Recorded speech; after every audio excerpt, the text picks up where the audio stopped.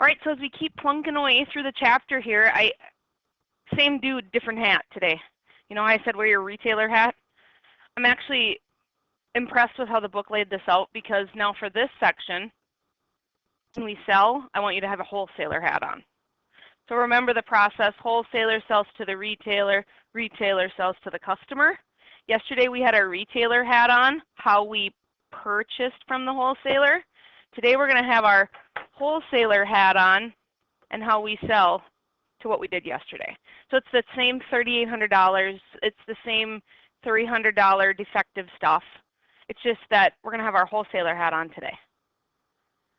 I like how the chapter ended up laying that out. So does that make sense? We're selling to the retailer, who then turns around and sells to the customer. So again, you see the same bill for $3,800. We sold it to Sock Stereo, just like we were Sock Stereo yesterday buying. Now it's just the whole process flipped. How do these folks sell to Sock Stereo? And remember, they're in different states, so freight is impacted there. When you sell stuff, again, it's either cash or credit. But when you sell something on credit, unlike yesterday, today it's an AR. Yesterday it was an AP. When we buy something on credit, when we owe, it's AP. When they owe, it's AR, because we own the right to getting paid. So let's get rolling. When we sell stuff, so remember today we're the wholesaler selling to the retailer. Everything was flipped from yesterday.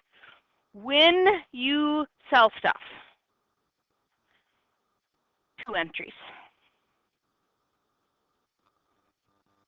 I'll say that one more time because it's that important.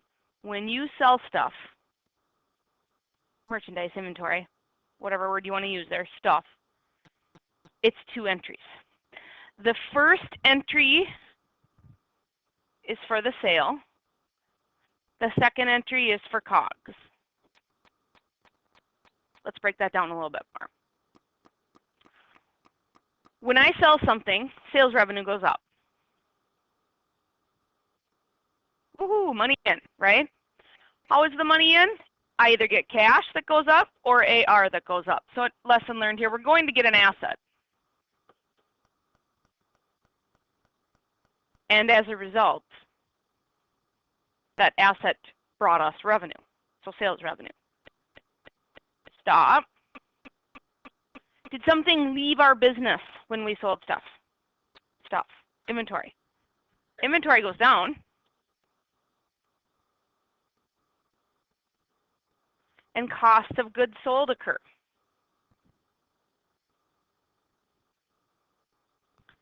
Stuff wasn't free for us. I sell stuff, but you know, I used I think a pencil example a couple days ago. Sell a $10 pencil, but if it cost me $1, I really didn't make 10 bucks. I really made 9 bucks. Cost of goods sold in this case would have been 1. Okay, let's play that out from a journalizing perspective. PW Audio Supply, again, that's us today. We have our wholesaler hat on. Records the sale. I see the word sale, so boom, 2 transactions. I want you to put a 2 right there. Anytime you see the word sale, 2 transactions. We sold $3,800 worth of stuff to this retailer. So the wholesaler selling to the retailer. How'd they pay? Keep reading. I'm going to count. So AR. What's the other pay option?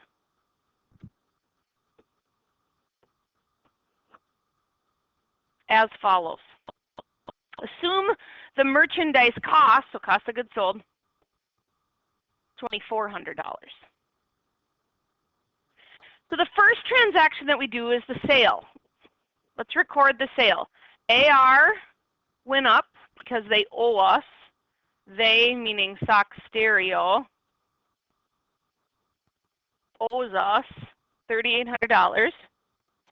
That's the credit in this case when we have the sale. Revenue, but it's not service revenue, it's sales revenue because we sold stuff. Was that stuff free? No, according to the transaction, it was $2,400. Cost of goods sold, debit. What's gone as a result of the sale? What went down?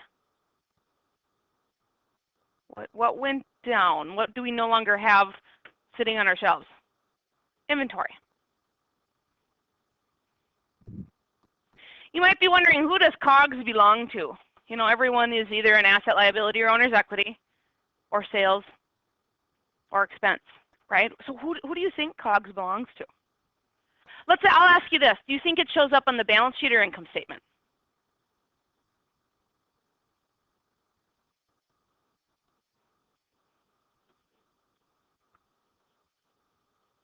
Iris, correct. Awesome guess. Oh, I'm still in last chapter, income summary. Income statement. If I had to give it a nickname, I would say it's expenses cousin. I want you to think of it kind of like an expense because it offsets revenue. But it's not in the expense. It's not in the expense section of it's not in the expense section of the income statement. Contra revenue. I wish the recording could see me up here dancing and kung fuing. Okay, not an expense. Rather, kind of like accumulated depreciation is a contra asset, COGS is a contra revenue account. Please write that in somewhere. Contra revenue.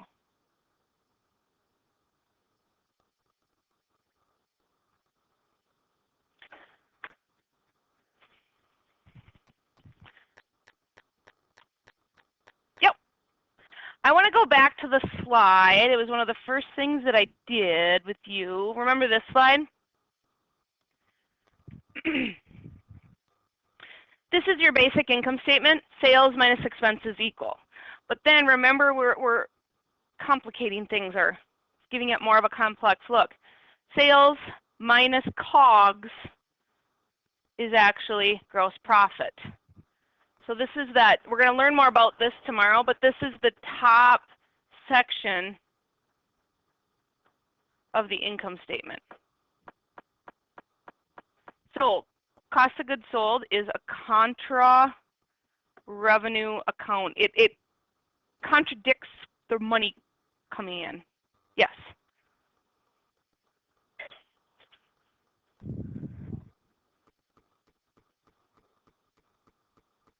Correct. Right. It's just a hula hoop to jump through because the stuff wasn't free. I want you to think of it though as expenses cousin because it offsets revenue coming in.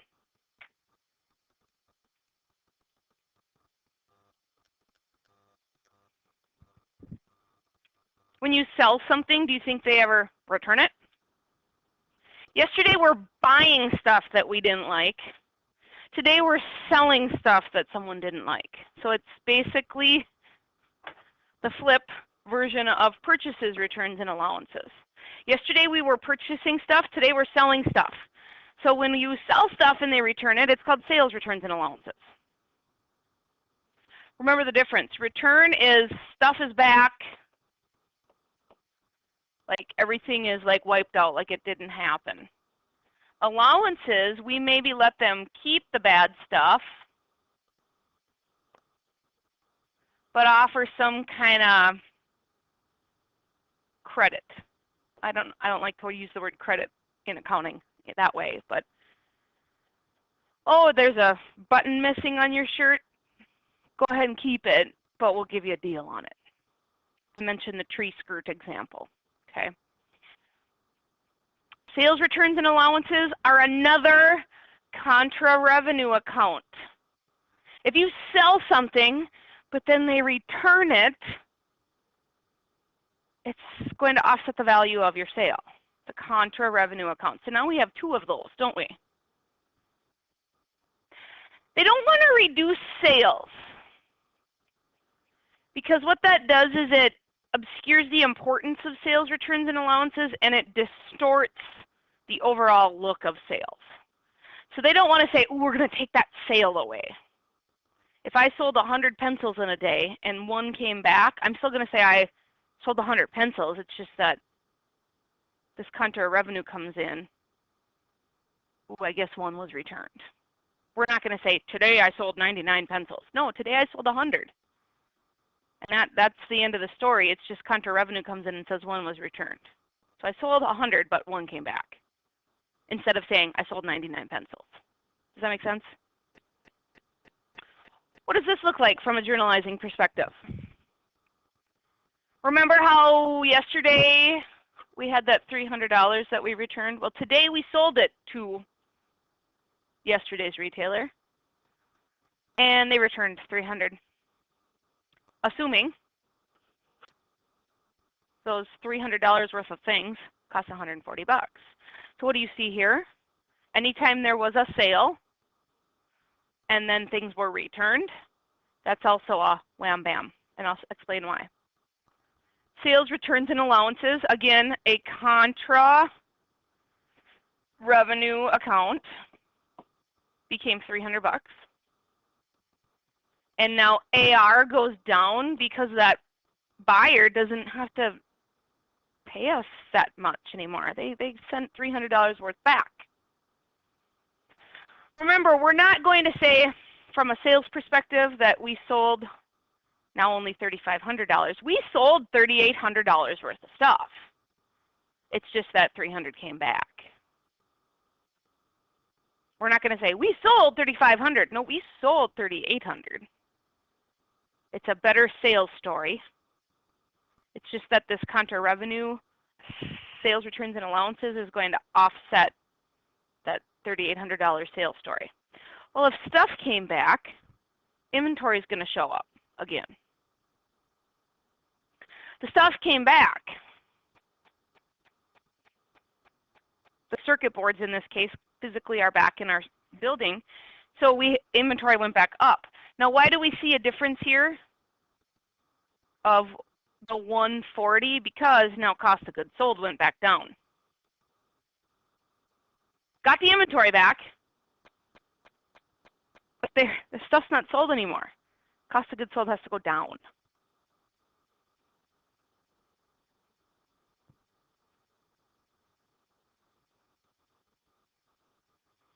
Don't edit sales. Sales was 3,800. Excellent way of describing it. We're just editing the cost because now inventory's back, cost is gone. Again, it's back on our shelves. And people do that all the time. You decide on a different color shirt. Well, if there's nothing wrong with the shirt, they're going to put it back on the sales floor and sell it again. So then when the next person comes back to sell, the inventory is out the door again and cost of goods sold goes back up. Moral of the story, can you tell how annoying it is when we all return stuff at stores from an accounting perspective? Whew.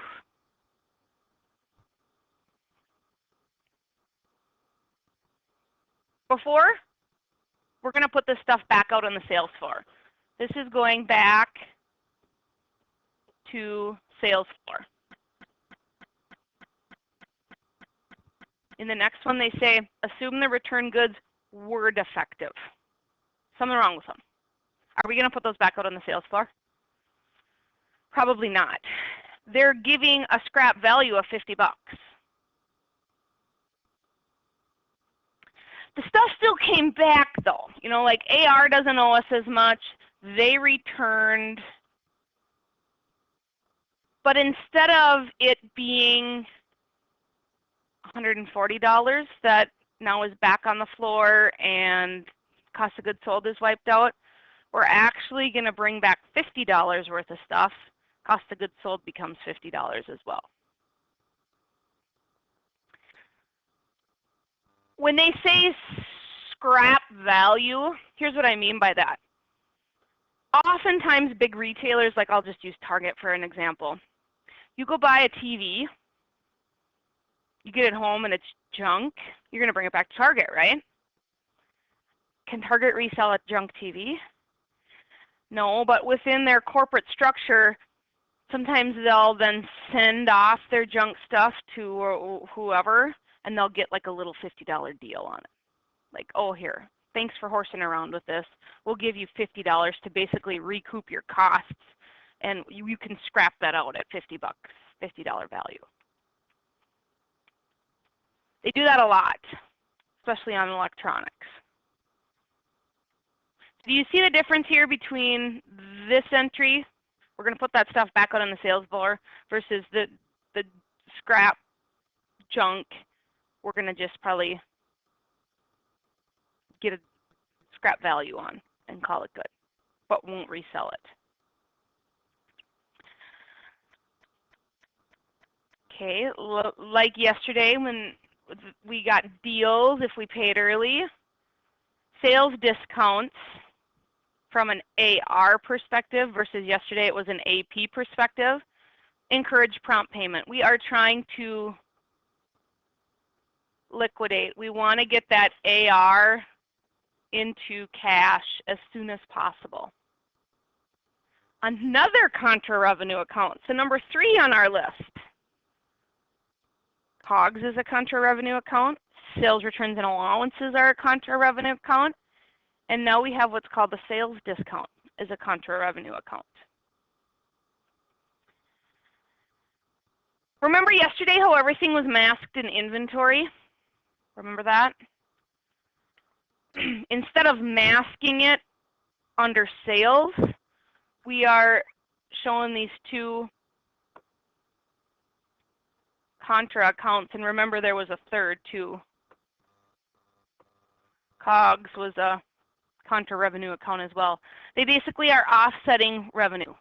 So you see revenue being $3,800, and instead of saying minus 300, minus 70 in this case, minus whatever COGS was, they're saying in this time when we're selling stuff, we're going to actually have different accounts. Instead of yesterday, it was all under that inventory umbrella. How does it look when we offer a sales discount? Much like yesterday. We had a $3,800 balance. Not we, they, whoever was buying from us, because we're selling today. It actually was 35 because, of course, they returned. So from an AR perspective, we were rocking a $3,800 balance minus the $300 that they returned. That's where the $3,500 comes in. Okay, so from an AR perspective, here's what they owe us. On May 14th, the last day of the discount period, they paid us. What were the terms? They're the same as yesterday. We, on our bill, said $210 and $30. So if they pay within the first 10 days, we're going to offer them a 2% discount. The net value is due in 30 days. So they paid us within the discount period. If someone pays us, what's going to go up? Cash. AR is going to go down because they no longer owe. That's where that $3,500 came in. Now cash, boy, my animations are all screwed up here. Cash was the $3,500 that they owed us times 2%. Where did we get 2%? What does that mean? It's the discount. Why? Because they paid within 10 days. So the cash owed to us was only $3,430 because we gave a $70 discount for them paying early. Now yesterday that got masked in inventory. Inventory went down. Today we have a third contra revenue account.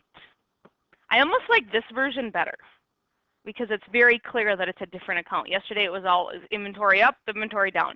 When you're buying stuff, it's one thing. When you're selling stuff, it's a little bit more spelled out. All these contra revenue accounts are rocking a debit balance because remember, revenue has a credit balance. So they're all kind of like considered naughty accounts that offset something else. If you're still trying to wrap your head around what we did yesterday and today, there's a really nice summary on page 231 in your book. It shows purchasing of inventory, and it shows selling of inventory.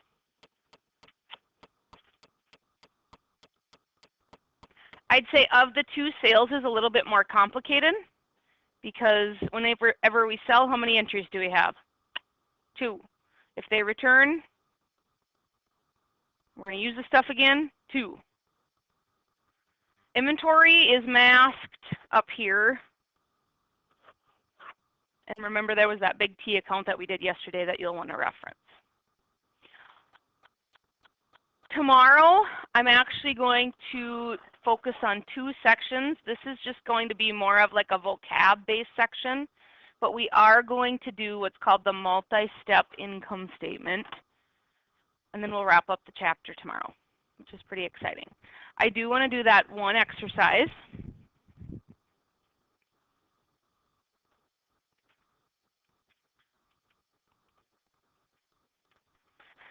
We're going to do some journal entries on what it's like to sell merchandise. Yesterday we were buying it, today we're selling it. Exercise 5.3 in your workbook. In your textbook, it's, I think, 253, is that right? No, 254.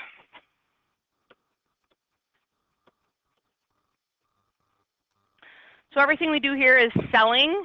It's all, keep very close eye on the dates.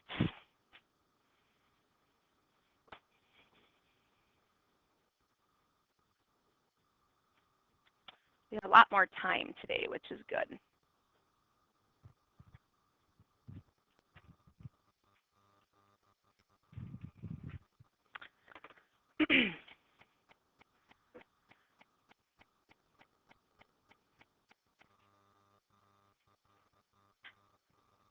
On September 1st, Boylan Office Supply had inventory of 30 calculators. So if I have inventory of 30 calculators, I'd say they're in one of 2 places, on the sales floor or in the back room. Might even be a third, like off-site location. Okay, at the cost of $18 each. So we're buying calculators for $18. We're selling them for $30. The company uses a perpetual inventory system. Stop. What is that again? COGS is every time for every sale instead of waiting at the end. Perhaps they have a barcode beep, beep, beep in system. And remember, our focus will always be a perpetual system. Periodic would be only taking a look at COGS at the very end of the accounting cycle. During September, the following transactions occurred. Ooh, we are going to be purchasing and mixing in sales, so that's good. September 6th, we purchased with cash 80 calculators at $20 a piece from Guthrie. So we bought more. We already have 30 sitting around at 18 bucks a piece. And on September 6th, we bought more. So that's yesterday's lesson. We gained inventory and we paid with cash. So we didn't sell any here, we bought more. We bought 80 calculators at 20 bucks a piece. What would be the other way we could have bought those calculators? Instead of cash, it could have been on credit, and so would that be AR or AP? If we owe AP. This is a tiny little glimpse of what our next chapter is about. Price has gone up on calculators, hasn't it? We bought our other bunch for 18 bucks. We bought another bunch for how much? 20.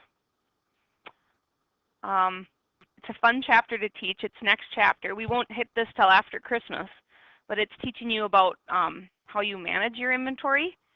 And are we selling $18 calculators or $20 calculators? Well, you're either running FIFO, LIFO, or weighted average. Have any of you ever heard of that? Okay. FIFO, LIFO, and weighted average is like, okay, are we now when we go around and sell them, are we selling the $18 ones or are we selling the $20 ones? Or are we all throwing them in a big bucket and just grabbing? So that's our next chapter, but that's again after our midterm. Oh boy, September 9th. Paid freight of $80 on the calculators we purchased from Guthrie. If we pay freight, what value goes up?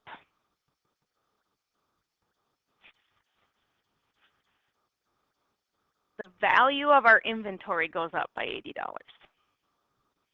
And it looks like we paid cash to do so. I would put next to that freight. Did we get $80 worth of more calculators? No, it's just that the value of those 80 calculators went up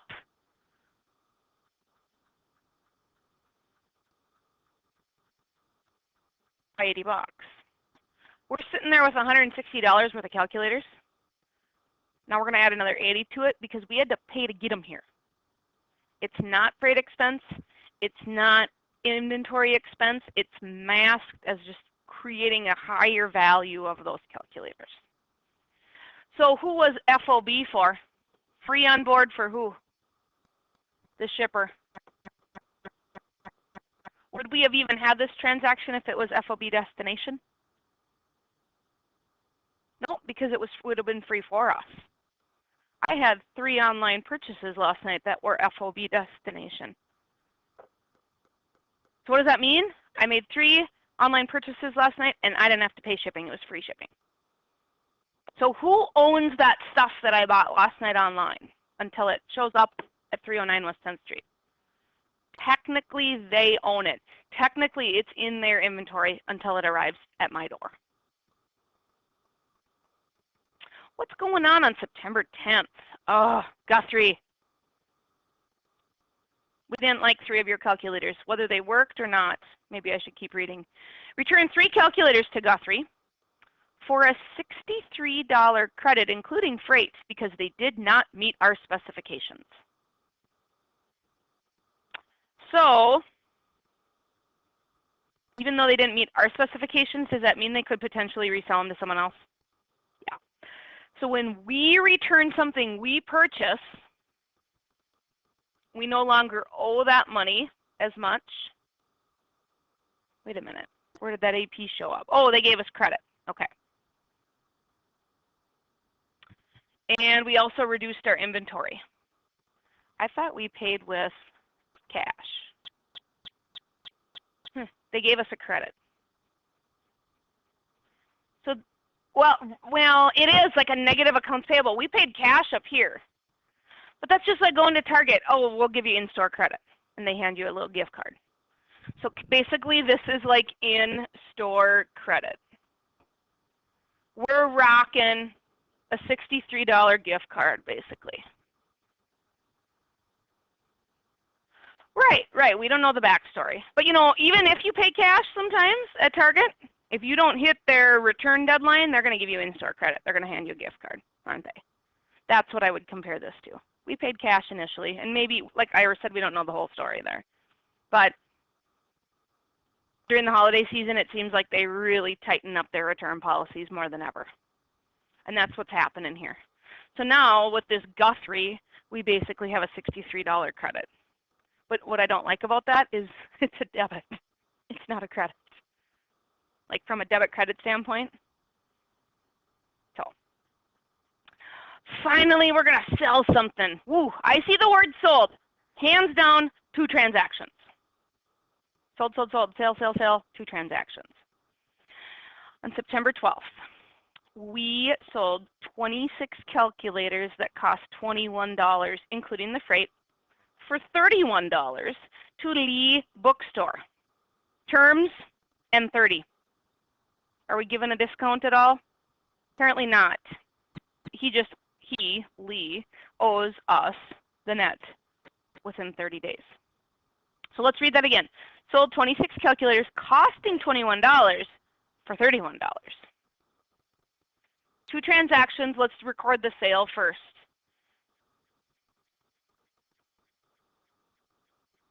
This is the sale portion. AR goes up. Did it say that he paid on account? Oh, it didn't blatantly say like he paid on account, but whenever you see terms, that means it's on account. Does that make sense? I think it would blatantly spell out cash if he had paid with cash. It doesn't say on account, but anytime there's terms, that means it's on account. Why all of a sudden are we seeing AR? We've been rocking AP here up here. We sold to someone. We're either going to get cash or get an asset called AR because we own the right to getting paid. So why are we taking the 26 times 31 for the sale? What we sold them for. However, down here, we're going to take the 26 times 21 because that's what we bought them for. Cost of goods sold, again, oh, and by the way, inventory's gone now. We have those $546 worth of calculators out the door. Okay, let's talk about cost of goods sold a little bit. It's a contra revenue. Revenue has a credit balance, so if it's contra, it has to rock a debit balance to offset that credit. Or in this case, the revenue was 806. The cost was 546. So then our true income on that would of course be 460. If I did my math right. No, I didn't do my math right. 260. I was going to say that seems a bit high. Then later on in the income statement, in the multi-step income statement, we'll play that out to see how it all shakes out. Because are there some other things that are going to contradict revenue? Yeah. Like already on September 14th. Granted credit of $31 to Lee Bookstore for the return of 1 calculator that was not ordered. So like we must have screwed that up.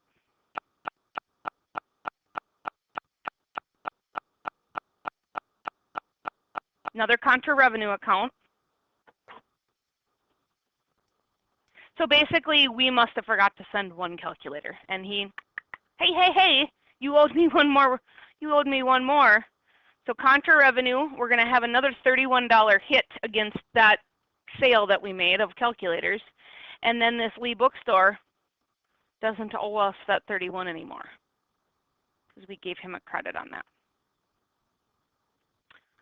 But when we return on when someone returns on a sale, cost of goods sold goes down because inventory is back. I'm reading that wrong then. There must have been something wrong with one of the calculators. Can we assume that? Because it's now back.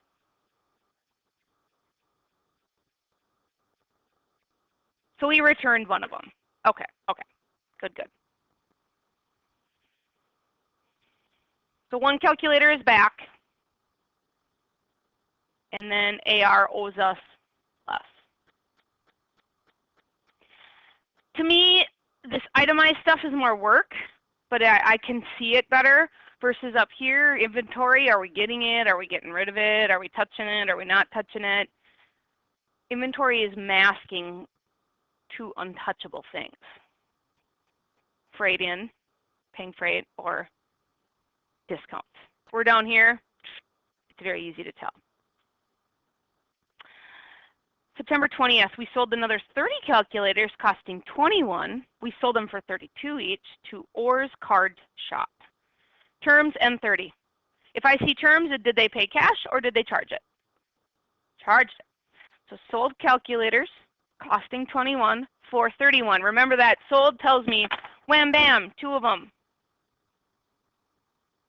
AR goes up because of that N30 notation. Revenue goes up. There's more to the story. The stuff wasn't free.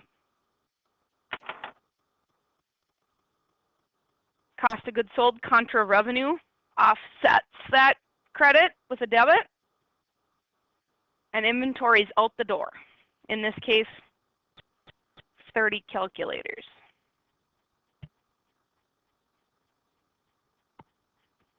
I wish this exercise would have had a customer pays the bill within a discount period. They didn't have that one in here, but we'll do some more at the end of chapter.